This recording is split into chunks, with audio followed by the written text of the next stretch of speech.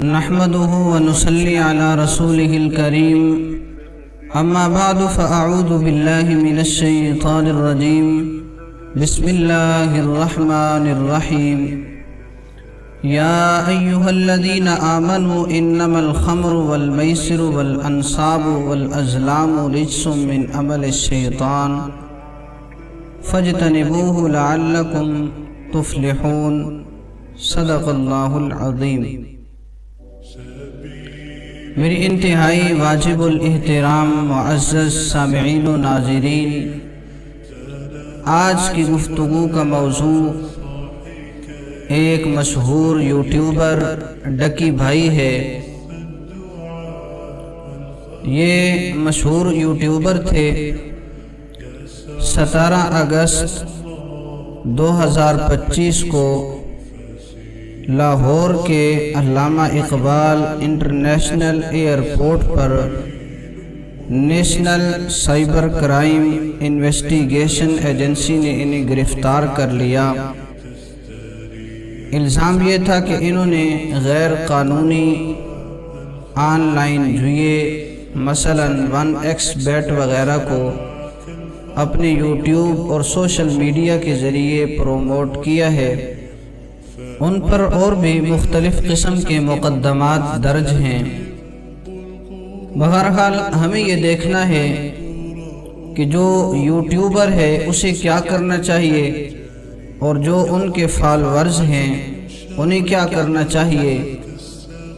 تو لہٰذا پہلی بات جو یوٹیوبر کے لیے ہے، انہیں چاہیے کہ جب وہ مشہور ہو جائیں، ان کے بہت سارے فالورز ہوں، سبسکرائبرز ہوں، تو ان کے لیے وہ ایسی ویڈیو لائیں، ایسی بات پیش کریں کہ جس سے عوام کو فائدہ ہو۔ لیکن یہ جو باتیں ہیں جوئے پہ عوام کو لگانا یا اس قسم کو پروموٹ کرنا، تو یہ عوام کو دھوکہ دینے والی بات ہے۔ وہ ان قسم کے کاموں کے اندر پڑیں گے تو مالی دھوکہ انہیں ہوگا، مالی نقصان ہوگا۔ لہٰذا ان چیزوں سے اپنے فالورز کو بچانا چاہیے۔ اور دوسری بات یہ ہے کہ قرآن کریم کے اندر بھی اللہ جل شانہ نے اس کو حرام قرار دیا ہے، یہ ناجائز ہے۔ اللہ جل شانہ قرآن کریم کے اندر ارشاد فرماتے ہیں، یا ایھا الذین آمنوا انما الخمر والمیسر والانصاب والازلام رجس من عمل الشیطان۔ یہ جو شراب ہے، جوا ہے، نصب کی ہوئی پتھر ہیں، بدفعلی لینا ہے، یہ سارے کے سارے شیطانی کاموں میں سے ہیں۔ فَاجْتَنِبُوهُ، تم ان سے بچو، لَعَلَّكُمْ تُفْلِحُونَ، تاکہ تم کامیاب ہو جاؤ۔ تو لہٰذا اسلام ہماری رہنمائی کرتا ہے کہ ہم ان چیزوں سے بچیں، اس لیے کہ ان کے اندر مالی نقصان ہے اور اسی طرح دینی اعتبار سے بھی نقصان ہے۔ تو اگر ایک یوٹیوبر مشہور ہونے کی بنا پر چند پیسوں کی خاطر لوگوں کو اس دھوکے کے اندر ڈالے گا، تو ظاہر سی بات ہے کہ وہ دینی بھی مجرم ہوگا اور اسی طرح قانونی طور پر بھی مجرم ہوگا۔ اور ڈکی بھائی کے ساتھ یہی ہوا کہ ان کو پولیس نے پکڑ لیا ہے، گرفتار کر لیا ہے۔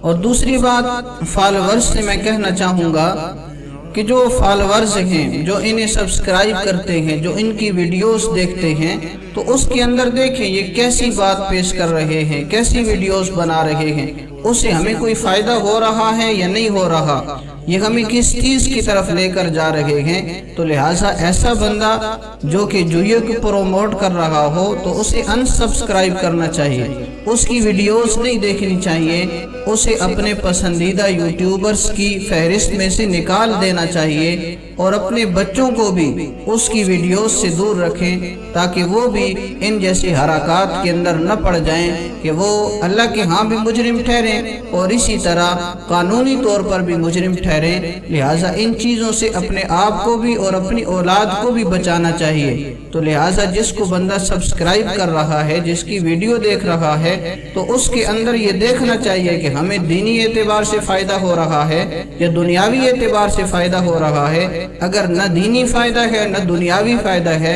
تو ایسے لوگوں کی ویڈیوز کو دیکھنے کی ضرورت نہیں ہے۔